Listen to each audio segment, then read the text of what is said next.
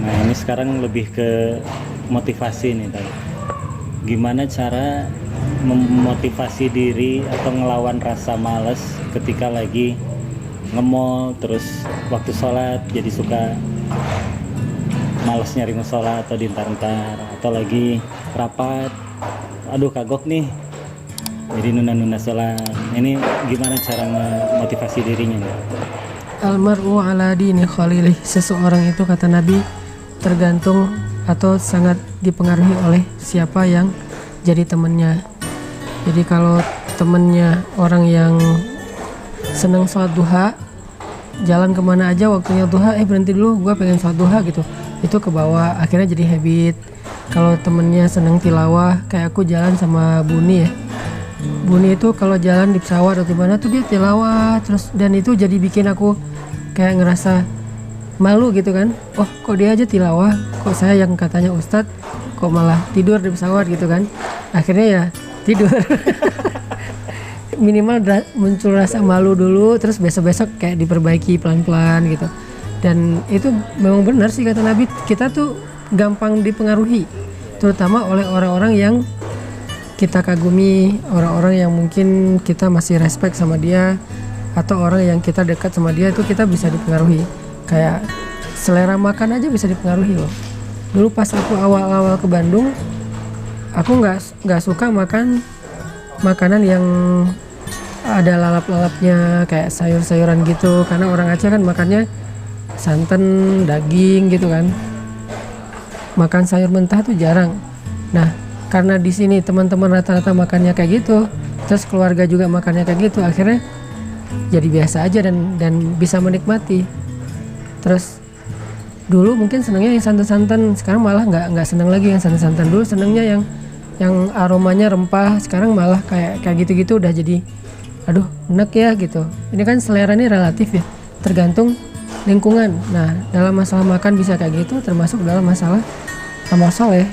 Jadi sederhana banget, cari sebanyak mungkin temen geng yang dia punya satu amal soleh yang kita nggak punya. Jangan cari orang yang soleh dalam segala hal, itu susah. Dia hafiz, dia ulama, dia mujahid, dia orang yang dermawan, dia apa.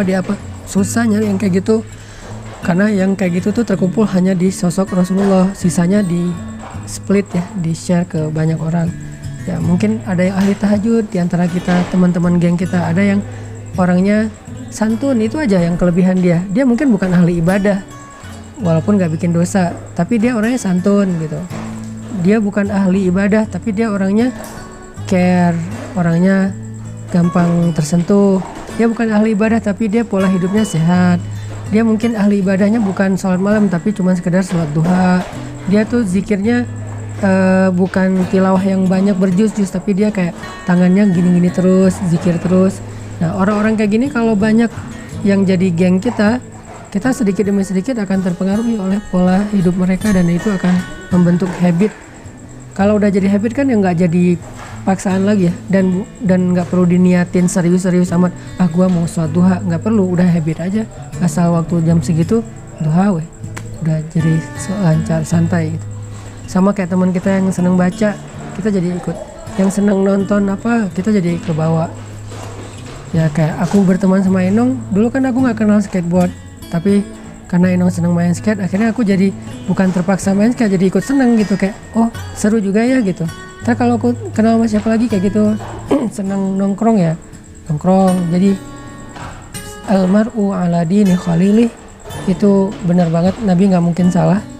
Seseorang itu dipengaruhi oleh siapa yang jadi temannya. Jadi kalau mau nge-mall, usahakanlah ada 1-2 orang yang Ya, biasa ngejaga kalau sholat bisa kayak gitu, gitu ya. Makanya kita kalau sama teman-teman yang soleh itu, kalau perlu kita yang jaga dia untuk tetap jadi teman kita. Jangan gampang ilfil, jangan gampang bete. Mungkin dia nggak seru kayak yang lain, tapi dia yang jaga kita tentang urusan agama kita. Jadi jangan berharap dia bikin kita happy, fun, seru, kayak renyah gitu. Kita udah punya banyak stok geng yang kayak gitu. Sekarang kita butuh seseorang yang bisa jaga kita, yang dia berteman dengan kita mungkin nggak bisa bikin kita happy, tapi bisa bikin kita aman. Aku nggak bilang selamat ya, minimal aman lah, nggak sampai macam-macam gitu. Terus tetap sesuai dengan koridor. dia yang jagain kita. Kadang-kadang wajah dia nggak serak aja bikin kita ya udah deh nggak jadi deh gitu kan, gara-gara ekspresi dia. Nah, orang kayak gitu harus jaga. Kalau perlu untuk sedikit berkorban supaya tetap punya teman kayak gitu, ya berkorban, kayak bayarin dia makan, peduli terhadap kebutuhan dia, karena dia tuh aset akhirat kita. Yang menjaga surga kita, yang menjaga ibadah kita, yang menjaga kita dari dosa-dosa tuh dia. Jadi kerjaan dia itu adalah jagain kita, dan nggak ada angka yang sesuai untuk membayar itu. Tapi setidaknya kita kayak menghargailah kebaikan dia supaya dia tetap, walaupun dia nggak mengharapkan itu, tapi supaya dia makin sayang sama kita, makin itu harus mencari teman yang soleh dan menjaganya dengan cara apapun.